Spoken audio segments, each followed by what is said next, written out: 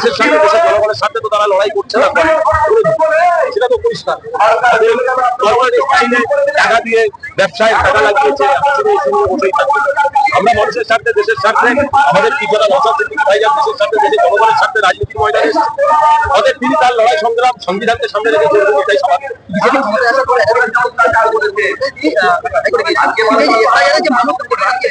SIR নিয়ে নাটক হয়েছে, ওয়াকফ নিয়ে নাটক হয়েছে, আবার ভোটের পরে একটা নাটক বাংলার নাগরিককে এখনো নাটক দেখাতে চাইছে।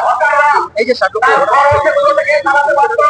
আন্দোলন করতে হবে, লড়াই করতে হবে, কথা বলতে হবে, আওয়াজ করতে হবে, মানুষের স্বার্থে নির্বাচন কমিশনের দপ্তরে আজকে শান্তিপূর্ণ মিছিল, তারপরে আমরা এটা বলতে পারবো নামটা।